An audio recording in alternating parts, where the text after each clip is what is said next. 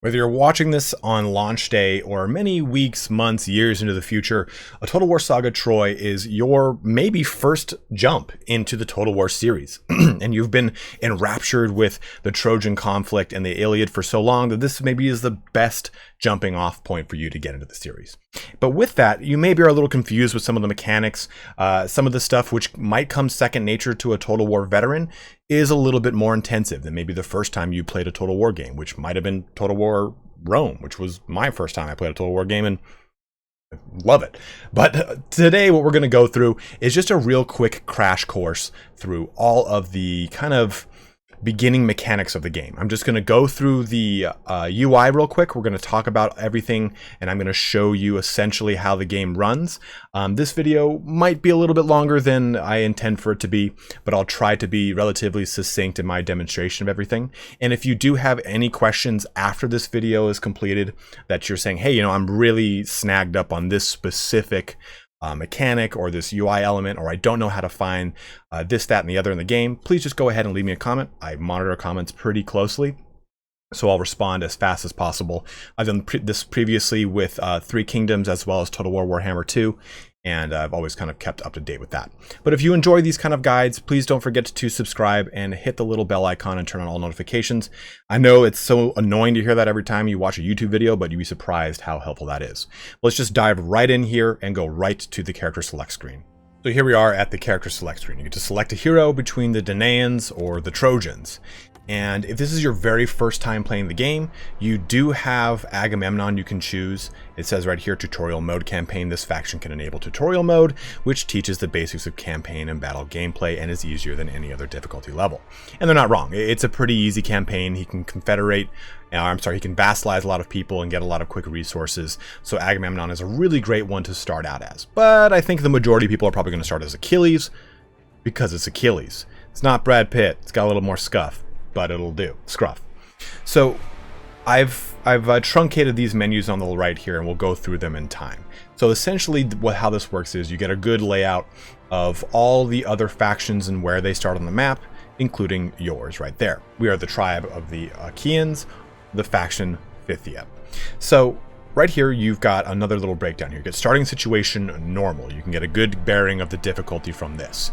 Like I said before, Agamemnon is easy, Odysseus is hard, just to kind of give you an idea of how that scales upward. But then you get the victory conditions button. This will give you an idea between the Total War victory, which is pretty much all-encompassing. Just go take over the map, paint the map however you wish. Then a Homeric victory, in which case you're going to follow 12 epic missions that essentially kind of forward and follow the story of Achilles or the specific hero through their journey through the Iliad. Then you've got your campaign and battle difficulty. Clicking these will show you all of the different options here. I recommend, if this is your first time, just kind of start with normal, get a bearing for everything. Hard, veteran, and then legendary offer you increasing penalties on you, the player, and increasing bonuses on the AI. So don't jump into these if this is your first time, especially not legendary. As it says right here, on this difficulty level, manual saves are not allowed in campaign. Orders cannot be issued when a battle is paused, which is going to be a very huge thing if it's your first time playing, because it is a very hectic battle system. So let's just select normal and normal here. And like I said, as you select these, it gives you a pretty good idea of what's going on. Enemy factions pay less for army upkeep and unit recruitment, along with various additional bonuses. And enemy forces are smarter, tougher, with higher morale. Good tactics are essential. Like I said, as you progress through, it gives you a nice little readout of every single one. But this first little menu here says faction, and this is reflective of your two faction mechanics that are unique to every single hero. I do have an Is This Right For You campaign coming out, or guide coming out for the Danaans and one for the Trojans. So if you're not sure who to play, you can watch those two videos. It should be about 10 minutes a piece or so, and get a good idea of which one. But these faction mechanics, like I said, each one is unique depending on your hero. Pretty much chronicle what you're going to be getting into. So with Achilles, you get Living Legend, which is essentially this hit list of heroes you have to attack and kill, which will increase his confidence and gives him further bonuses. Or Hot-Blooded Achilles, which is managing the many mood swings of Achilles and making sure that he's constantly either at war or not being indignant because he's left in garrisons for too long. Plenty of really cool faction mechanics. Then, as we jump to armies, we get a certain recommended playstyle that gives you an idea of how this character plays in a quick little thesis sentence. Then his access to heroes. Now, there are 4 types of heroes. There is the archer, the defender, the fighter, and then the warlord. Now, these latter 3 have 3 subdivisions: protector, champion, veteran, champion, ravager, vanquisher, and then mentor, commander, warmonger. The archer has 2, skirmisher, and trickster. And these essentially are different classifications of those heroes. For example, the fighter champion is just a well-rounded fighter champion, just a good damage dealer, but also a good defensive person. The fighter ravager is someone that's really good at dealing a lot of damage to the enemy and disrupting the front line. Whereas the fighter vanquisher is a little bit more on the defensive end, a swordsman who tends to ignore peril in order to deliver the killing blow. He has also abilities that are going to buff up units around him. So you don't need to really necessarily know this just yet, and we'll jump into it a little bit more when we jump over to the hero portion of the campaign screen. But you also can see the unique faction units that every single character gets access to right here in this section. So it gives you an idea of what kind of army and playstyle you'll be subjected to. So for example, here with Achilles, you're going to get some Thessalian Marines, then you've got some runners. So a lot of characters that have bonuses towards flanking or actually flanking defense. So characters that are going to be running around the map and doing a lot of flanking damage while you, Achilles, hold the front line with your units and kill the enemy character. So it gives you a good kind of hint as to what's going on. Myrmidons, for example, are also unbreakable and immune to psychology. They're always going to be there in the front of the line. If I were to compare this to Odysseus, for example, Odysseus's units are almost entirely skirmishers, each one of them having some sort of medium to long ranged javelin attack with a good amount of armor piercing damage.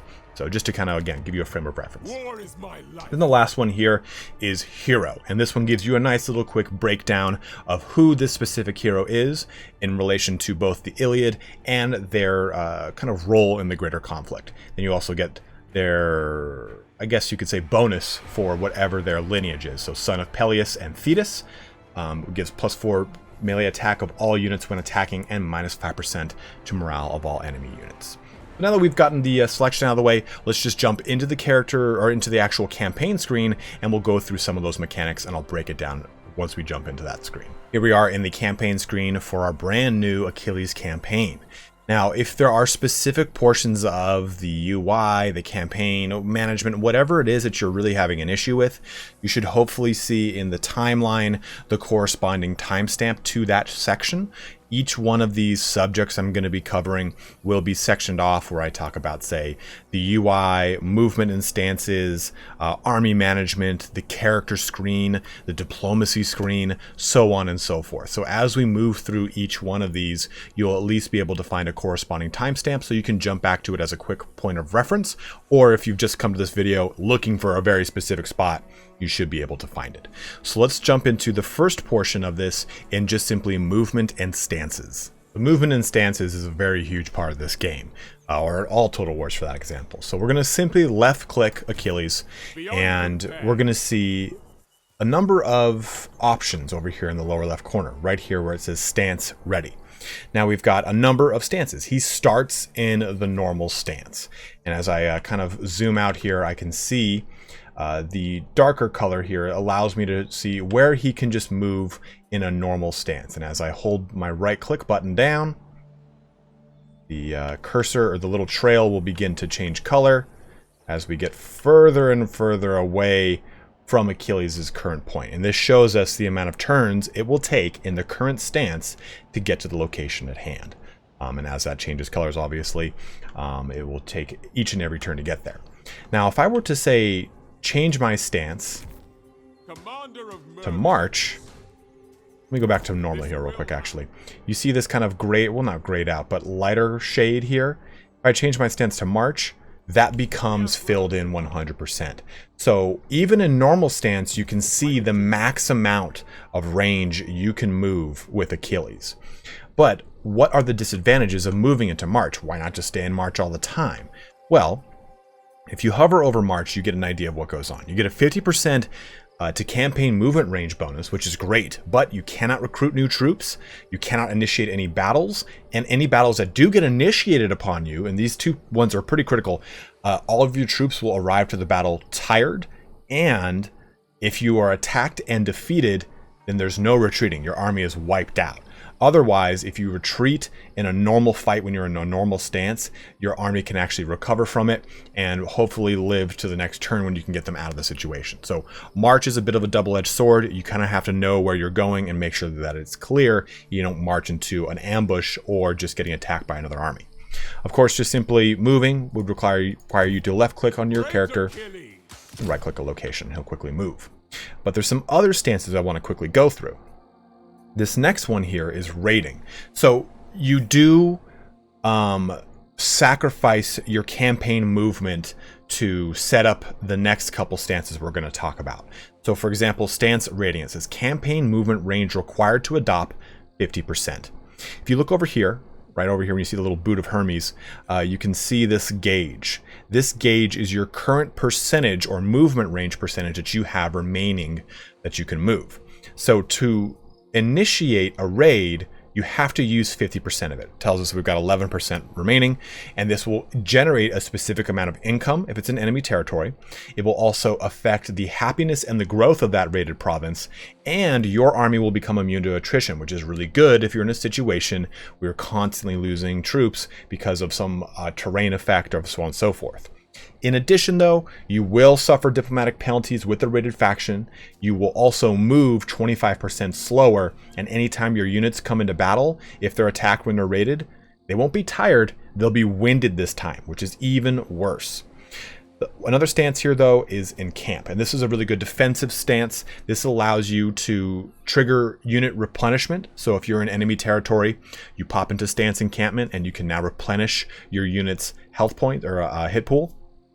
In addition, you're immune to attrition, which is great, and they get a 5% bonus to both melee defense and morale. But of course, you can't move because you set up a camp. That's how that works. And with stance encampment, you can also recruit depending on where you are on the map. So for example, if I wanted to recruit something right now, it would automatically pop me into a mustering stage, or if I pop myself into encamp, I can now recruit while in the encamp stance. So that is the benefit of encamp.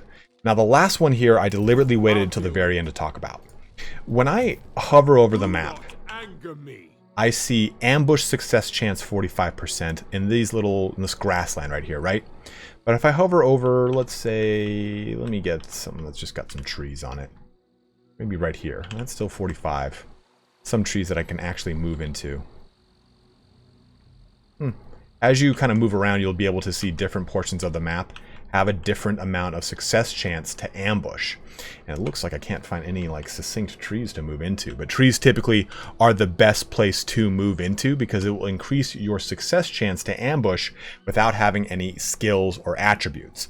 So if I hover over here to stance ambush, it will require 25% of my movement range to adopt, and my unit is hidden until discovered or battles initiated. And when battles initiated in an ambush, it's a special deployment, in which case you get to deploy, but your opponent does not.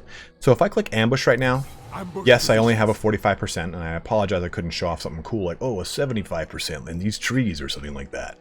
I don't know why that's just not the case. Yeah, here you go. Ambush success chance, 70%, those trees right there.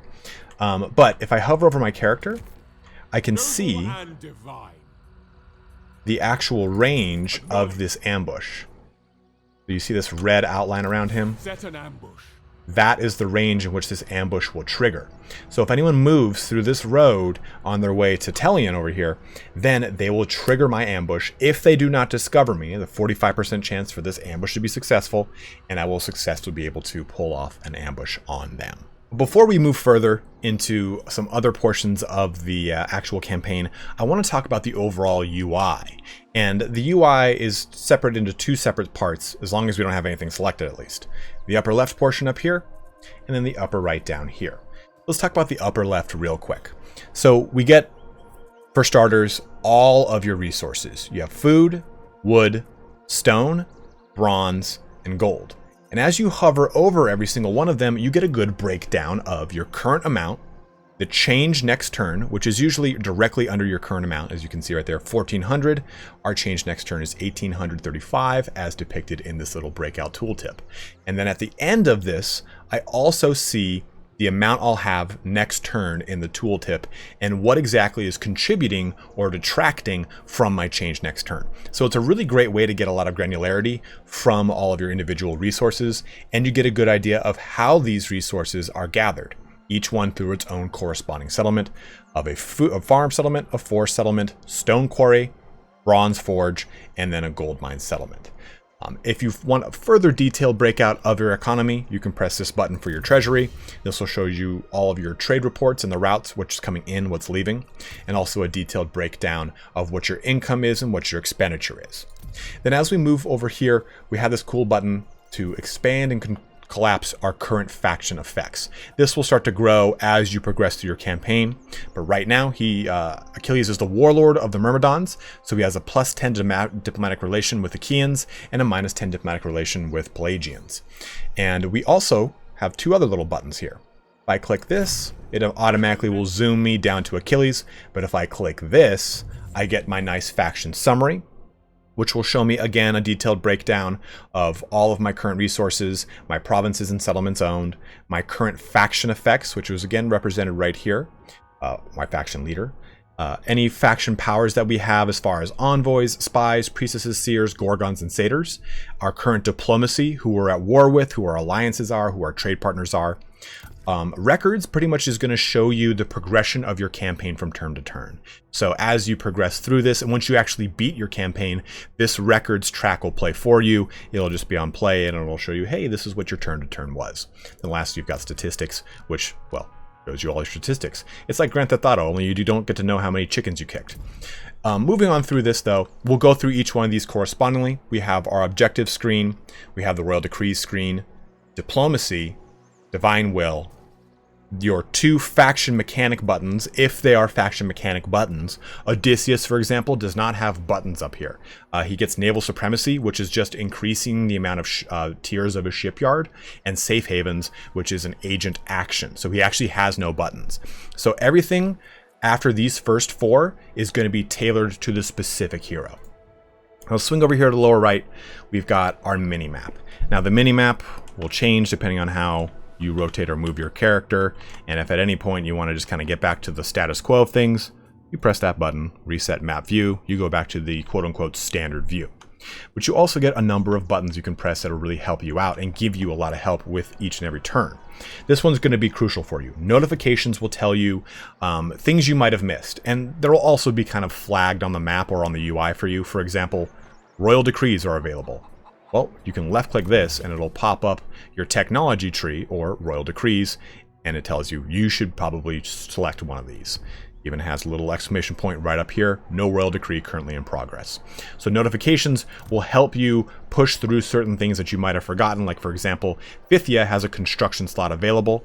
I would see this on the map as that glowing hammer right there. Now you can actually cater these notifications by pressing this button and selecting the ones you just don't want to be notified about.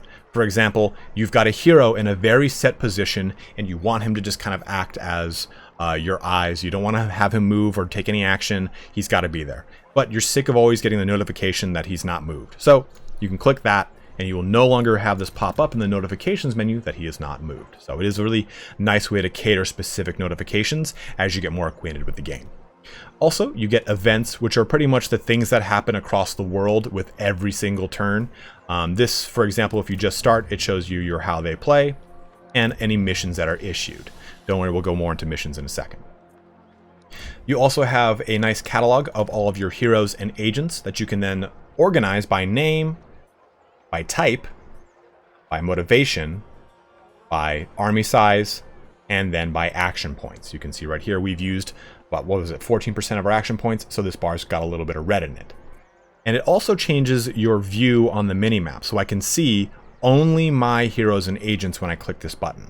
But conversely, if I press provinces, I can see all of the provinces that I currently have visible on my map. And as you can see here, that's what we've got visible right now.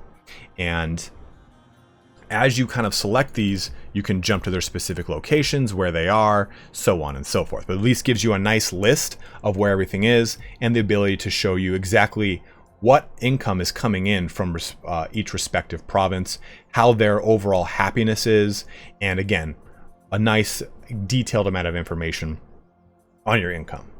This other button, though, helps you out with your known factions by allowing you to sort them by both their culture and the individual name for them. So I can see all the Achaeans, Spartans, Mycenaeans, and Ithacans. Is it Ithacans or is it Ithaca? Well, Ithaca. But I can also see the Aeolians, the Ionians, the Pelagians, and it gives you, again, a nice detailed list to find them on the map quick and easy. Our last button here is missions. Now this mission button will be broken into two separate selections here. You've got your normal missions that you will be constantly fed throughout the entirety of your campaign to kind of help push you along, give you nice little small objectives like recruit a hero, make an army with 20 soldiers in it, so on and so forth. Click this little bad boy and it'll tell you a nice description and it'll give you an idea of what the reward is. The other option here are the epic missions, and these will only appear at certain points in your campaign, and there are 12 of them for every single hero, and you will choose those and go about those just like you would a normal mission. It has its own set of objectives, but it's just kind of separated in this missions panel. Now, before we kind of move on to our next section, I do just want to talk real quick about, I guess you could say, the overworld map. You can access it quickly by pressing tab. It just bounces back and forth, or you just wheel all the way in and out of the campaign map. Very quick and easy. And as you get to certain layers, you can see there's quite a few. Right here we still get pretty much what the world looks like. Then I pop back one more, and now I get the overlays that I can tinker with. All right, well, what does my faction own? Okay, well, now I can see exactly what we own. Well, what's the diplomatic status of everyone around me? Okay, this gives me a good breakdown. What's the attitude of those around me? Green and red showing me who likes me more with green, who doesn't quite like me with red, and who's maybe neutral with yellow. And as you kind of choose these, you can say, well, I need to know where there's more stone. And you can select these that'll help kind of fine-tune those points on the map to help you maybe say, I need to get more bronze. Well, I've discovered this portion of the map. What has the most bronze? And you can also find little kind of context clues across the map. So as you kind of look around here, well, that's a bronze icon. Well, there's probably bronze over here. And as you kind of scope around everywhere, you can see, oh, there's another bronze icon. Is there gold anywhere? Oh, there's a gold icon. So even though there's plenty of fog of war, you can see where your minor settlements are and where the provincial capitals are in each one of these regions. And even holding right click will show you, okay, well, this is Tekmon, and this is Casope. Like, it just shows you the individual province that this is. And I apologize for butchering any of the pronunciations. I know that it is probably pronounced in a way different way. And again, I do apologize up front about that. But that covers pretty much the UI and everything. Let's jump over to army management. Army management is one of the biggest parts of Total War because war's in the name. But if we jump over here by selecting Achilles, we can see his army that he currently has. He has got 6 units in his army of 20. And an army can have up to a maximum of 20 units and 1 embedded agent. If you're familiar with playing other Total War games, there isn't always a restriction on them. For example, Total War Warhammer, you can have tons of agents in your army. In this game, you can only have 1. And then we get a further breakdown of our units that are in this army, including, of course, the general. In this instance, it's Achilles, our hero. But you see these little icons below each one of these units? Well, those icons actually denote a specific thing about the unit. For example, this is a unit of light swordsmen, and it has a circular icon because its weight class is light. If I select this unit's of champions of Phthia, their icon is a hexagon. And that is because it is a weight class of heavy. So having eyesight on these units gives you a better idea of what exactly is in your army. I see that I've got 4 units that are all lightly armored. One of them is a sword, 2 of them are swordsmen, one of them is a spearman, and one is a javelin man. And my last one over here is a club and shield infantry unit. So getting an eyesight on these icons, the other one would be a square for the medium-sized unit, which I don't think he has access to. And I'll show you how we can recruit more in just a second. But we also have the army upkeep. So as your army grows, especially if it grows into some of the higher tier units, you have army upkeep that expands outside of just simply food. As you can see right now, this army requires 830 food every turn. But it also requires some bronze because these 2 units are a little bit more advanced. Same thing with this one. So it does have an army upkeep requirement of bronze. And you're probably wondering, how do I know what individual units cost per upkeep? Well, if you select one, Champions of Phthia, we come over here to the left side, we get the unit card for each individual unit. And this gives us a nice quick little summary of them. They're weight class heavy, resistant to flanking, they've got front line, they're good in fighting in the front line, and they're unbreakable. But I also get their upkeep. 110 food, 30 bronze, their current experience bar, the amount of health that they've got, their total number of units currently, and their number at max. So the parenthetical notation is their max number. Then I get their armor, their morale, their speed, which I think all 3 are pretty self-explanatory, melee attack and melee defense, which, here, let me help you out with these. Melee attack is your likelihood to hit, and your melee defense is the likelihood in which you will defend against an attack. Damage is how much damage you will do after your melee attack hits, and if you hover over the bar for damage, you'll find out how much of that damage is armor piercing. So 15 of their damage is armor piercing. It will negate the armor that the unit has and actually do 15 raw damage, if you want to think of it that way. Then you also get a charge bonus. Charge bonus is added to the damage whenever a unit charges. In addition, you also have these 3 icons down here, which will change from unit to unit, but they give you an idea of the special abilities of this unit. For example, this unit can hide in the forest. It is unbreakable. This unit does not suffer any form of morale loss and will never rout. And it has a flanking defense improvement. Reduces the bonus effects of the attacker when this unit is being attacked from the side or from behind. Like I said, as you move through, each one of these is different. So for example, the Aegean runners, they have flanking attack improved versus this is the flanking defense improved. So you just have to take a look at each one of the abilities of your units before and decide how they're really going to play into a fight for you. These runners, for example, are going to be really good on the flank of your force, throwing their javelins, which they can shoot while moving, into the enemy's flanks and then attacking them with their swords and shields. Now to expand your army, you press this button for your local recruitment. Now let's just jump into encampment stance to kind of help the narrative of what we're talking about. And then we get a nice little breakout of the units that we have available to us in the local province that we can recruit. Now when I say local province, if I select over here, this is our local province, and we'll go into that more when we talk about town management, but that is our local province, just so you know. And through this screen, we get an idea of our light infantry units and the slingers here, but this is the icon I was saying for the medium, is that square here. So with this, we get 3 bits of information. We get the amount of turns it's going to take, the the upkeep food cost it's going to take every turn, and the outright cost to recruit this unit. So if I want to recruit this specific young spear, it's going to cost me 447 food. But this over here denotes how many units that we can recruit within this actual settlement. And this is universal. It's not per hero. So if I have 4 heroes here, all wanting them to recruit, I only have 3 slots to recruit across all 4 heroes. So if I queue this up, it'll say, okay, we'll take a turn, and then you get those young spears. Let me see if I can get, maybe these guys will work. Shoot. Well, you can queue up beyond your 3 slots here, and it will just tell you how many turns it will take you to recruit all those units, even if it requires multiple turns to recruit one unit. So if I were to say queue up 6 of these young spears, it would tell me 1, 1, 1, and then the new 3 set of units would say 2, 2, and 2, because it's going to take 2 turns since the start of their recruitment. But that covers essentially how to deal with your army management from the campaign screen.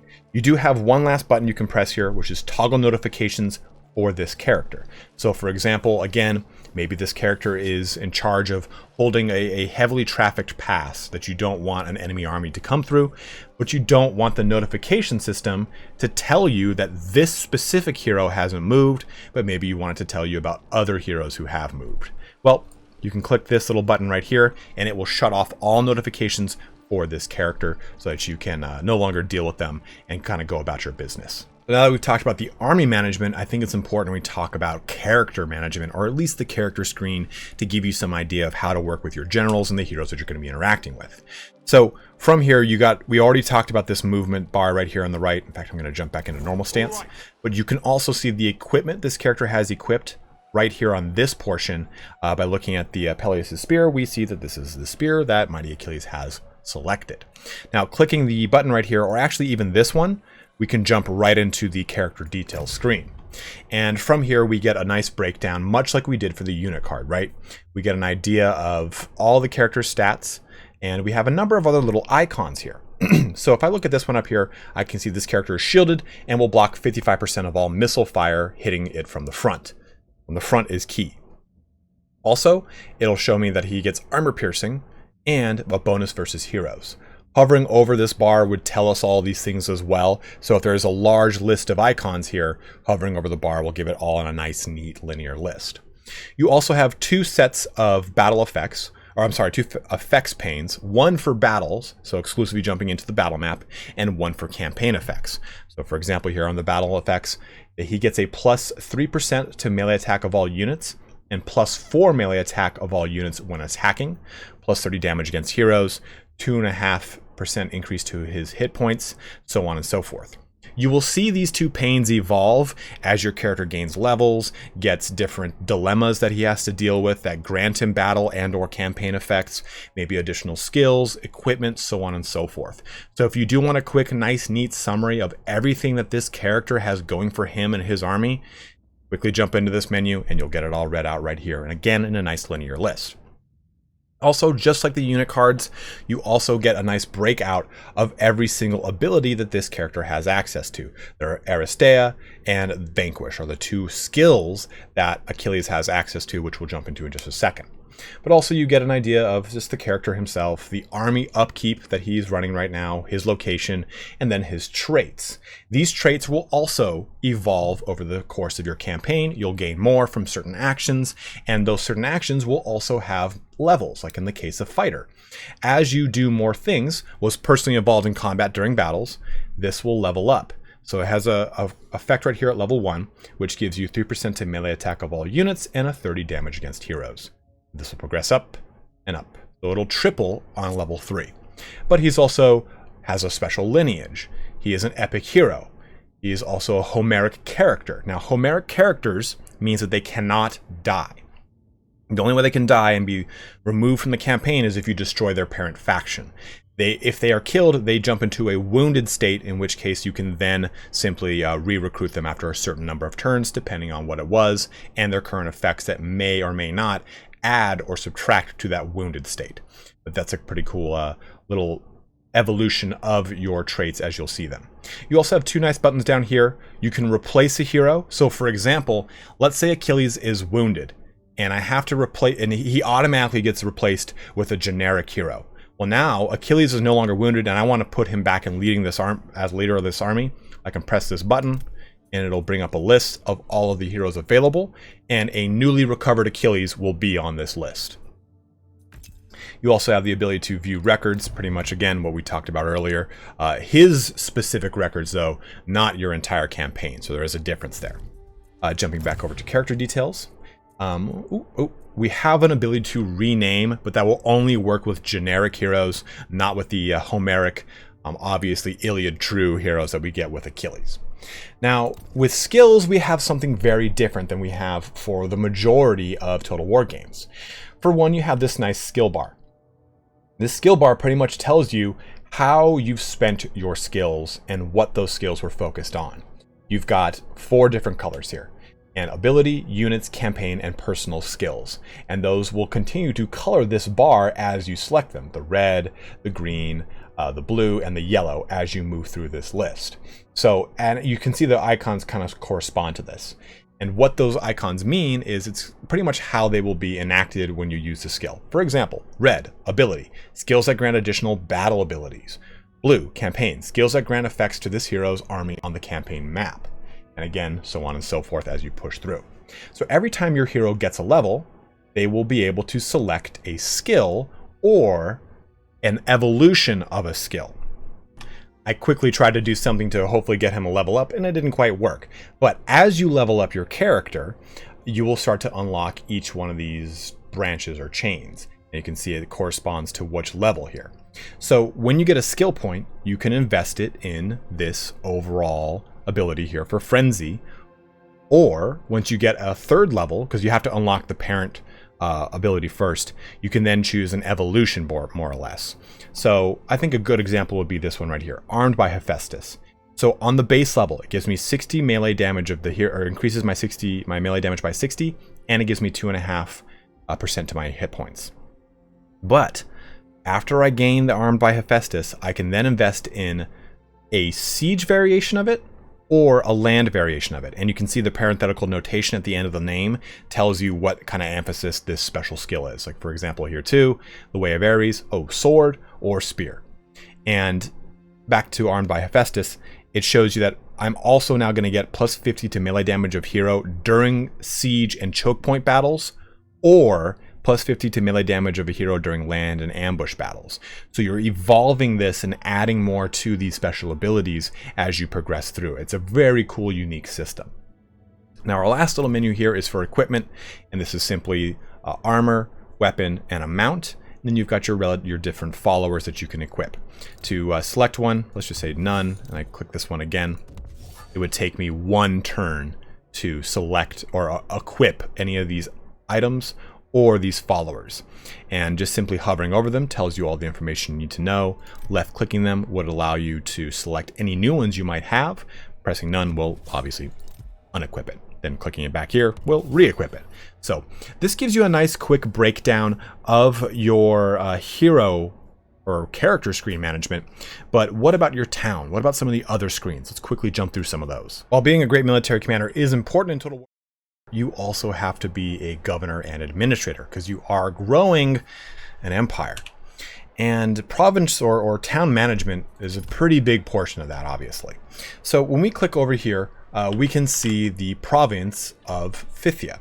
And we see the individual provinces and then the provincial capital that makes it up. I'm sorry, individual regions or settlements.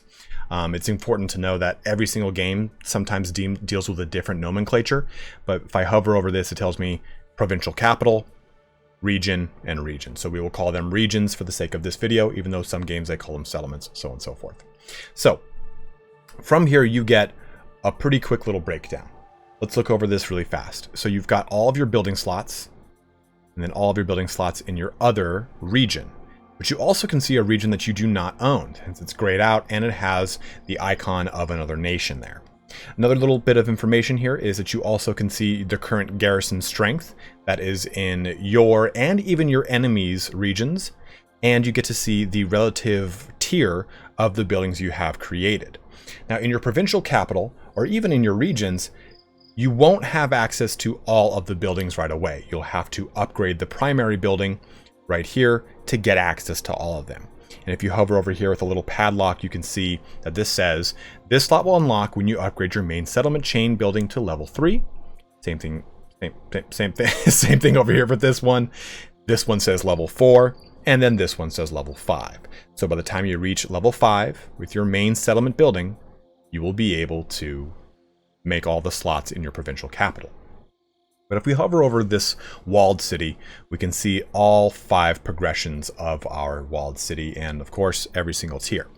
Now, in specific, the main settlement building has a secondary requirement to its building cost. And if I hover over the citadel, it'll tell me that it's going to take me 4 turns to construct it, as well as the resource cost, which is 1,060 wood and 330 stone. But like I said, the main settlement buildings, the walled city here, or even the forest town, have an additional requirement, and that is growth or population surplus. And we'll talk about that in a little bit when we go over the menu on the left side of the screen. So just keep that in mind, though, that is an added cost to increasing your main settlement building line here. But if you hover over any of these other ones, you'll be able to build, say, the muster field and any corresponding unit that's recruitable with that field. You can see that over here as well, So, for example, if you want to jump up to the training camp, I can see that it will allow me on the left side. I can't move my cursor, also disappears, you can see.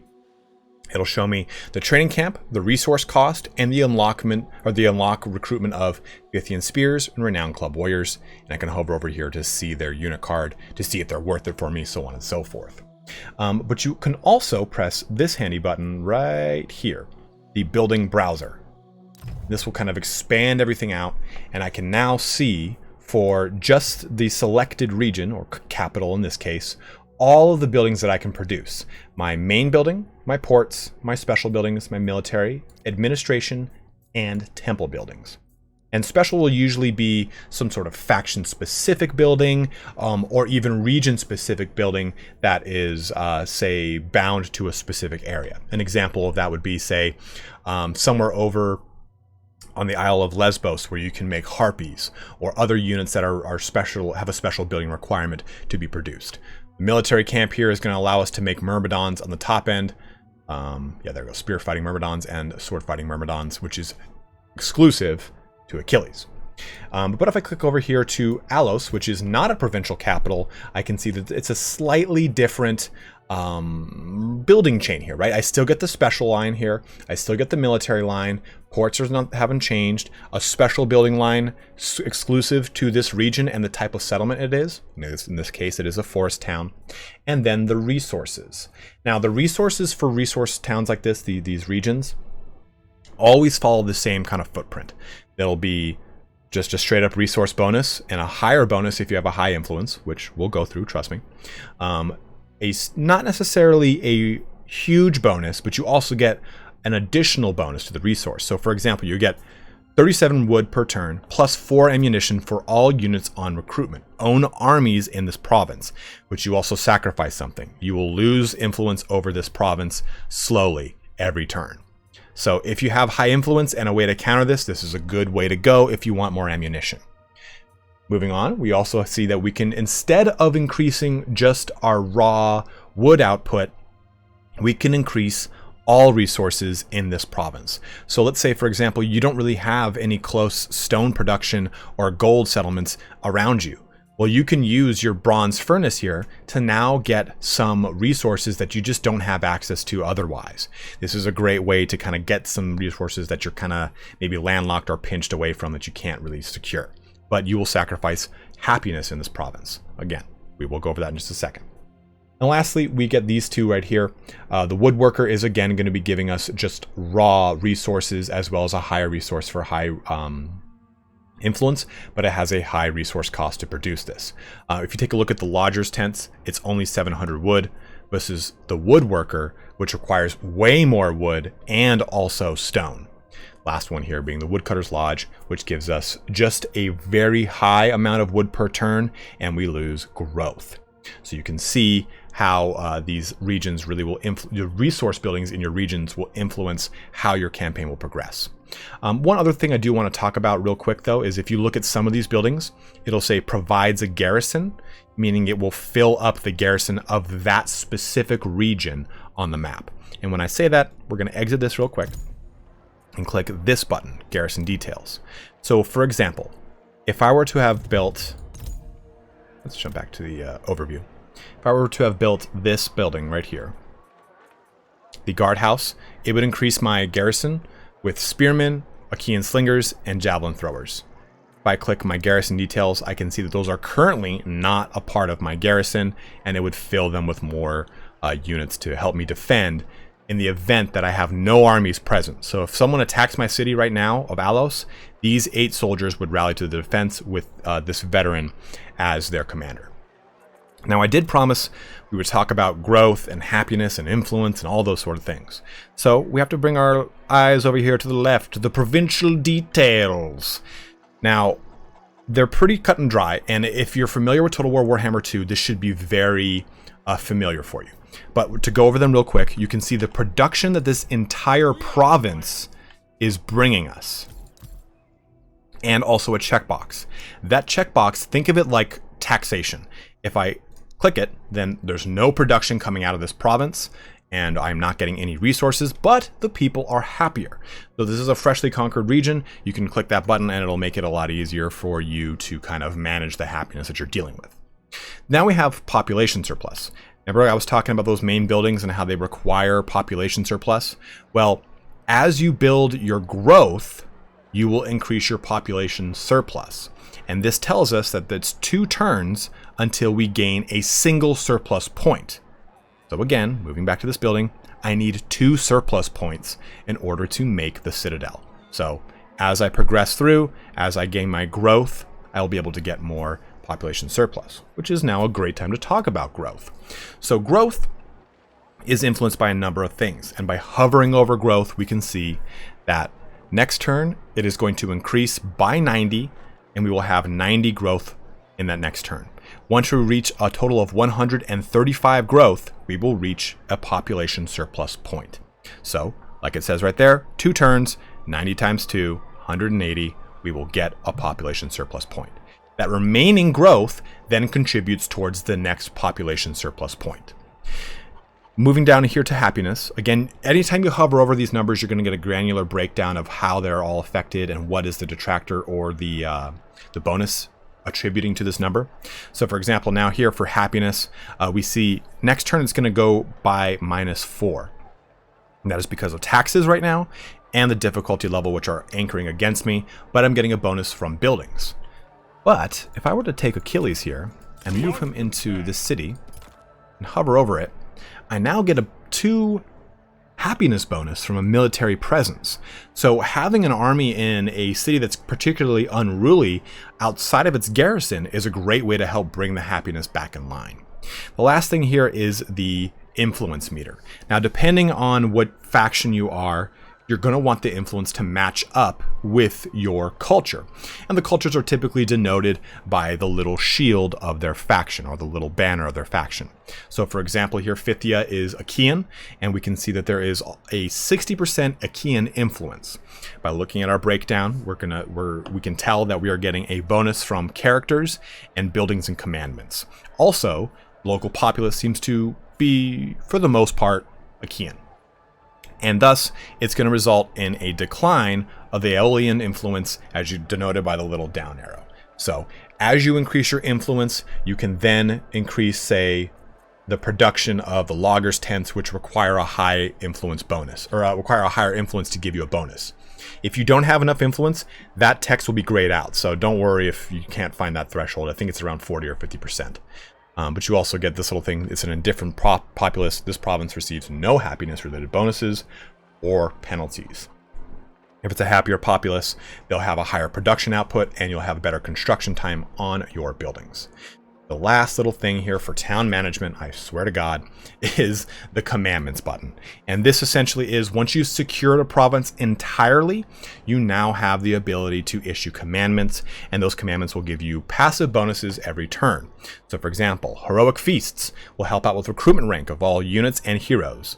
Warrior camps will give you a reduction in the cost of the recruitment of all army units in this province alone. Organized games will help out with happiness and the growth in the province.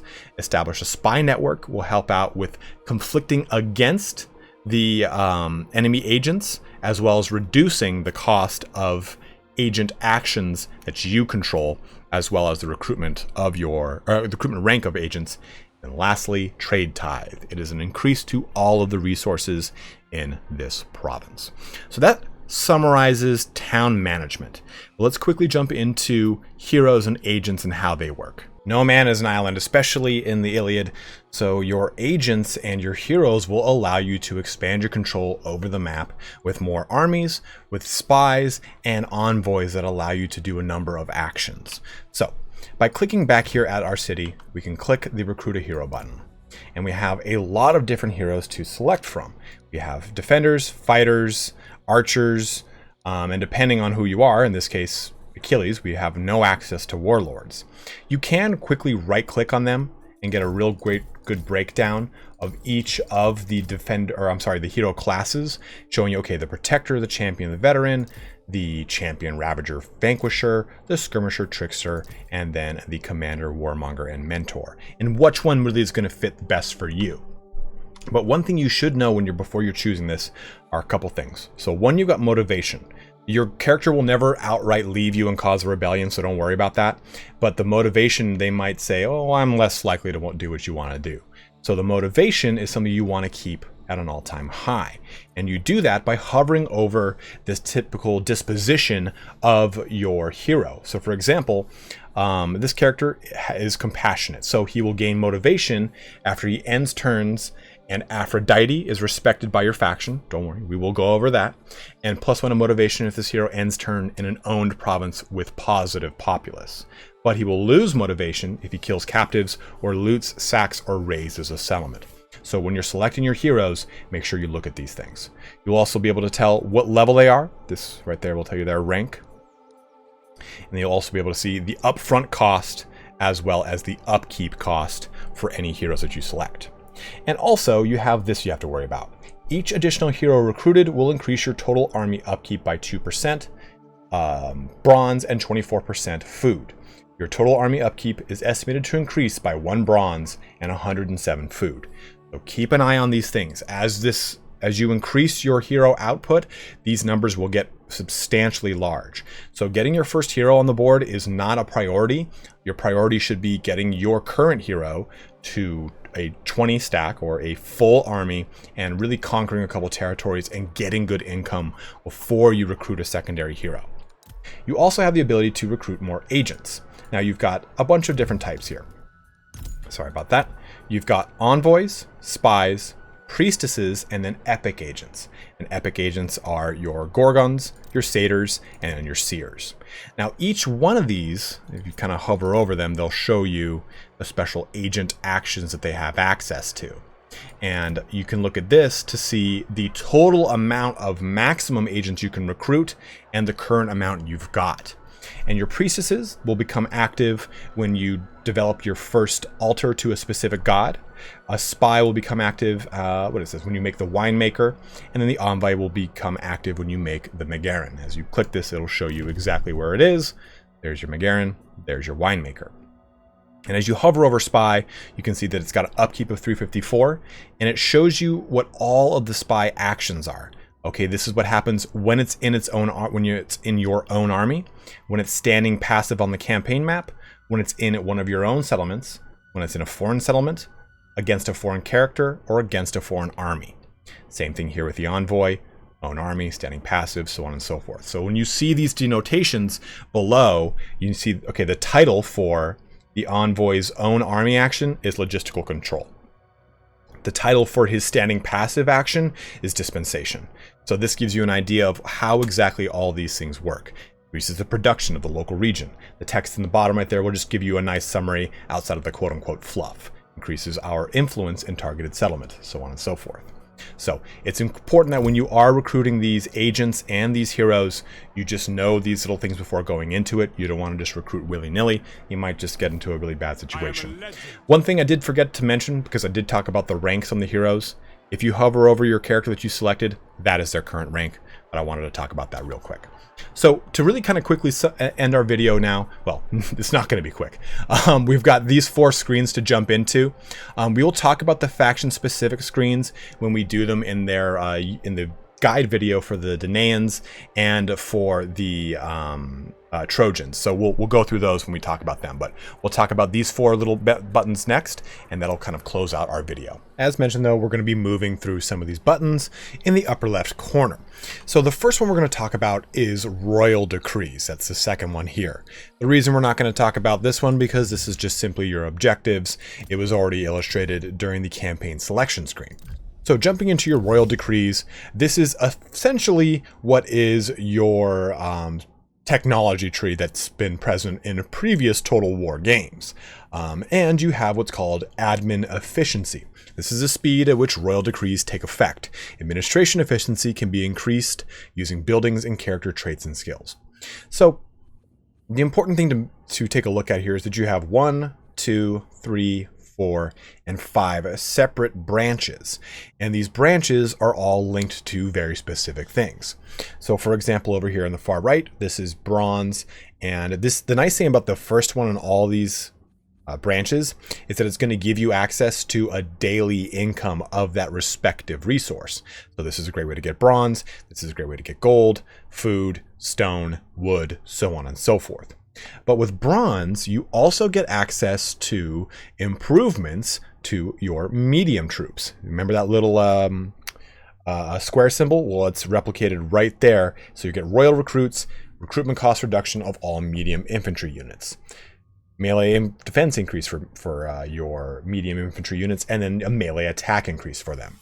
So what you can really do is when you're starting your campaign, take a look at the kind of characters that you're starting, or the kind of hero, and then take a look at the units that really kind of comprise the upper echelon of that hero's repertoire, for example. Taking a look at some of these, we have light infantry over here, we have heavy infantry over here. So if, for example, I'm playing Achilles, let's go take a look over here at his building browser. Well, these are medium, medium, medium. Well, that's my top tier infantry right there. So it makes a lot of sense for your Royal Decrees to jump down this portion of your Royal Decree line, because what this allows you to do is pretty much prepare your end game for having a lot of improvements for all of your medium infantry units. Now, in order to enact one of these Royal Decrees, you simply left click it and you'll see this symbol. It tells you that it's going to take 6 turns because we're at a current admin efficiency of 100%. As you increase that efficiency, the less turns it will take to enact a Royal Decree, or if you want to think of it this way, learn a technology. Now, you can also queue up a series of technologies. You probably saw me do this earlier, but if I left click here, it tells me 6 turns for this, then in total, from the time that you've pressed this button here, it's going to take 13 turns. So then 21 turns for this. So you pretty much get an idea here that it's going to take, if I look at these separately, 6, 7, and 8, it's just adding them up. Of course, this will change if your admin efficiency increases. But your Royal Decrees is just simply your technology tree. Some of these require more than just simply time. It'll say right here that this also requires gold, or example, requires gold, bronze, so on and so forth. So you want to try and select these Royal Decrees in a way that makes the most sense for your units. Like again, if I was trying to say play Odysseus, maybe I'd go with these ones right here because they're for light infantry, or maybe these units here because it helps with missile units and the damage as well as reload skill and ammunition. So this all really is dependent upon the hero that you select at the beginning of the game. And also take a look at the resources that are around you. So if I look at Achilles here, I see that we have a forest town, and we'll get a farming town when we take over Pherai. And if I look around, it looks like we've got food, wood, stone, bronze, food again. These little icons right here obviously tell me the kind of settlements that are around me. You can even just kind of zoom out a little bit and see it at a bigger angle. But it really looks like out of all of the surrounding areas, there's only one gold settlement. So while Royal Decrees are a really great way to prepare for your end game, they can also make your early game a little bit easier by say, okay, I'm just going to jump down Treasure Hall and get 20 gold per turn right out the gate. So your Royal Decree system is again your technology system, and making sure that you're planning ahead for the types of units you want to use in the towards the end of your game, and also making sure that you're building for somewhat success in the early game by shoring up any kind of weaknesses you might have in your units in your current kind of civic situation, because these ones are more beneficial for civic and military. But every single line has kind of got its own little special spice right here. So take a look at stone. Well, this is going to help out with influence. It's going to help with construction cost reduction for civil buildings, stone per turn, so on and so forth. So when you're choosing your royal decrees, try and plan out a little bit ahead of time. At least I'd say 2 or 3 technology points ahead, so you have that kind of time to ramp up into them. Moving forward, our next section is going to be about diplomacy. Diplomacy is going to take up a huge portion of your campaign, even if you want to have an all-out war across all of the Aegean. You still kind of want to balance out some of those wars. So as we press 7 to jump into the diplomacy mode, or I believe the 3rd button up in the upper left there, we get a nice little breakdown of what is around Achilles. We've got this nice little menu here that also shows us by cultural group the factions around us. So just like we saw in that little faction menu on the lower right, this gives us a lot of information. And we can then sort this by name, strength rank, settlement, treaties, if you have any, war target, if they're a military alliance with you, and then their current attitude, and then whether or not there is a likelihood of success. And that's for the quick deal portion we'll talk about in just a little bit.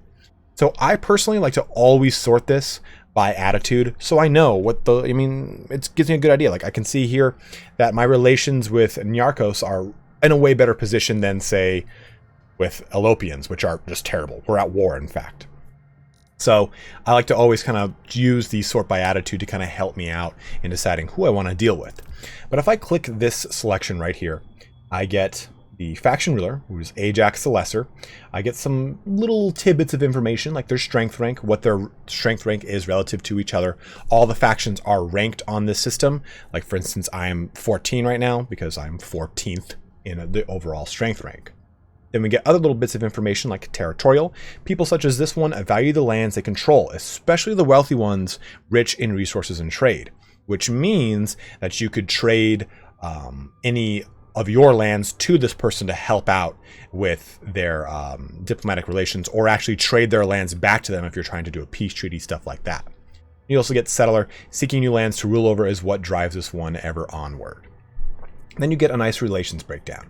You've got enemies, people that they are at war with, trade partners, non-aggression partners, which are people that will not attack you unless provoked. Well, unless you attack them, really. Military access partners, which allows you to walk on their land without any kind of negative diplomatic relation issues. Defensive allies, which means an individual who will rally to your aid if you are attacked. Then a military alliance, which means that they will rally to your aid if you are the aggressor. So again, defensive is only if you're attacked. Military alliance works both ways. Then you get the economic resources. Now this is a pretty important one because it's going to influence how you do your trade agreements. So taking a look at Ajax's faction, we can see that he doesn't really have much of an opinion on food and stone. He probably has this in some relative abundance. But he has no need for wood. He's got plenty of it, is what this tells me. But he has a high demand for both bronze and gold, meaning that this will help me out in any kind of diplomatic situation I want to do. It kind of weighs those resources higher in the diplomatic kind of overall quote-unquote tally. Now you've got 2 ways to approach doing diplomacy with a faction. I'll just show you the normal way right now, then we'll jump into quick deals.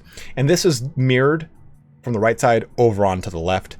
There won't be a color coding here because this is your faction, so you get to choose which ones you prefer and don't prefer. So if you press this button right here, we're going to jump into negotiate.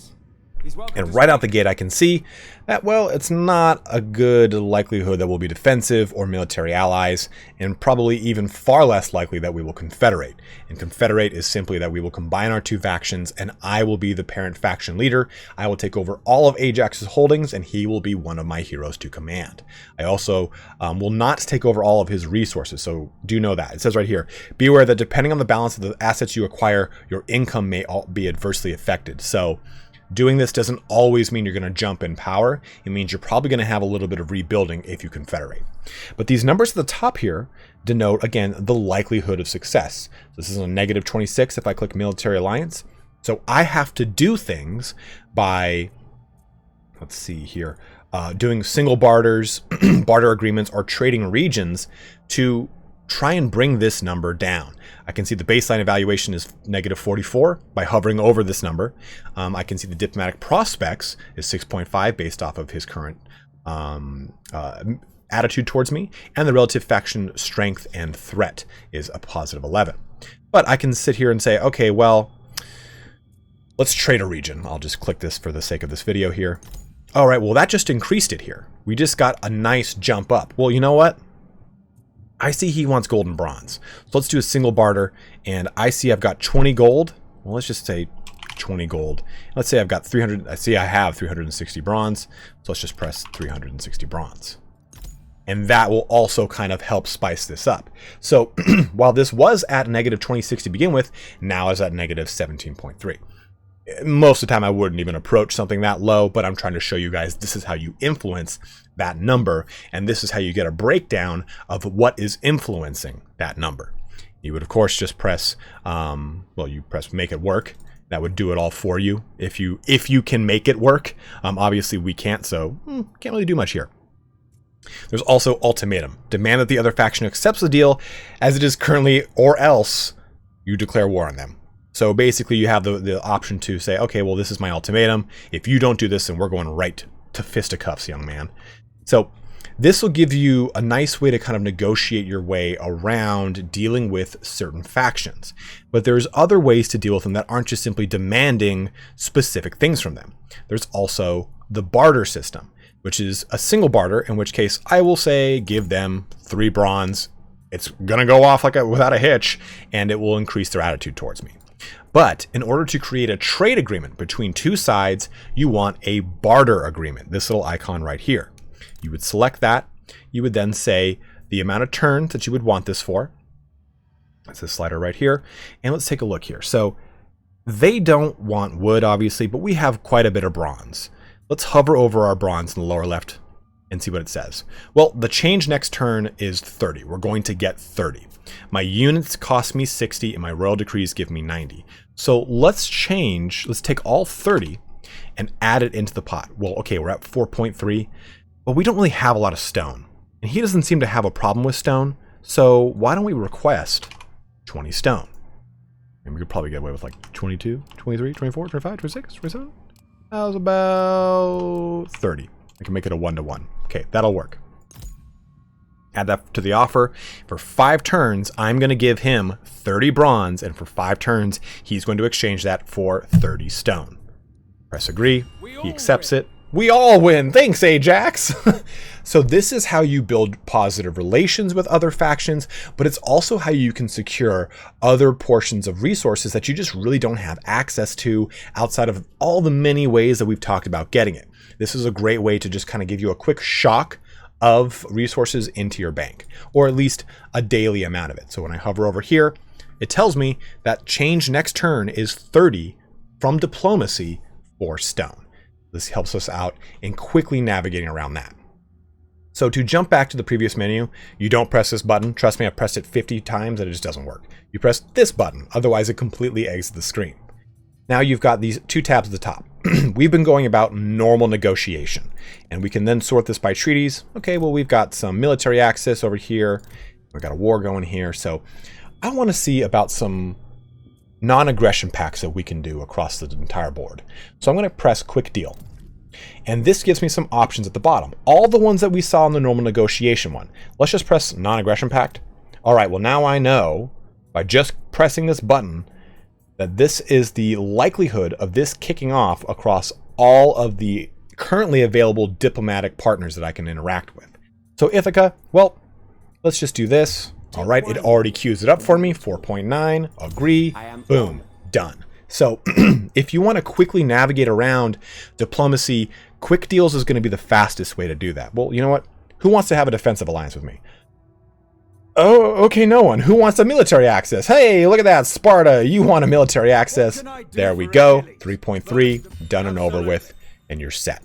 So hopefully this gives you a better idea of how to deal with diplomacy. Diplomacy can get very spicy. You can start to demand other portions of the map. You can break alliances. You can say, hey, you know, I'm going to break our defensive alliance because I don't like you. No, we don't want to do that. But you can also join a war with them. You can offer them money to join a war for you. You have a lot of really great ways you can manipulate and navigate your relationship with other people. If you have any questions about diplomacy or certain things that really you need help with, please go ahead and let me know in the comment section below. Here's some quick other things that we can talk about. The balance of power bar is your relative strength, obviously in yellow, versus theirs in red. If we take a look at this map, I press this button, Troy greatly overpowers me. And then I look at this slider and it tells me my relative relation to them as well as what's going on. It's currently deteriorating at a pretty slow rate. But if I were to say click this character like Odysseus, I can see that it's increasing at a pretty good rate with the double up arrow. So this is a good way to quickly navigate your relationship with other people in the diplomacy menu. Well, it wouldn't be ancient Greece if we didn't talk about the gods. In doing so, we will talk about the divine will menu that's up over here. Press Shift 1 to quickly access it. So you have got all of the gods that you can worship in Total War Saga Troy. Well, right now at least, some will be coming as free downloadable content in the future. So right now we have Hera, Zeus, Ares, Apollo, Athena, Poseidon, and Aphrodite. And I would say that each one of these gods, no one is better than the other. It depends on your faction and the units your faction specializes in, because each one of these bolsters a certain type of unit for the most part. Aphrodite doesn't really dabble with that. But in addition, at the top end of it, they will also offer you a mythological or at least a special unit. So we've got multiple tiers here. We have 0 for neglected. There's 0 relationship with that god. Then we get 50 for respected. The next tier is up to 300 at celebrated and 600 for worshipped. Now, when you select a god, let's just go Ares, because Ares will play very well with Achilles. Go figure. But when we look at this menu here, we get the cult of Ares, and our current cult level is 0. It means we're at neglected. 0 to 49 is obviously neglected. So we see, though, that the 3 tiers of this worship in the cult. So once you jump to respected, you get eager to fight, which increases your local recruitment capacity by 1 and 20% to morale of sword and axe units. But then as we progress upward to celebrated, delight for violence, 20% to income from raiding, looting, and sacking. Then upwards even more to happiness per war, up to 5. So you increases your happiness by 1 up to 5 per war you're at war with. Then plus 20% to melee attack of sword, and so on and so forth, as you can see. But the bottom one here, Panic and Terror, unlocks recruitment of Spartoi. Look at Apollo, enables recruitment of Asir at the very bottom there in light of Phoebus. Was that Phobos? Phobos. Then we have here with Athena, enables recruitment of a Gorgon. So everyone brings some sort of special unit to the table. Enables recruitment of a Cyclops, of a Satyr. Hera has the Corbantus, and then Zeus has access to the Minotaur.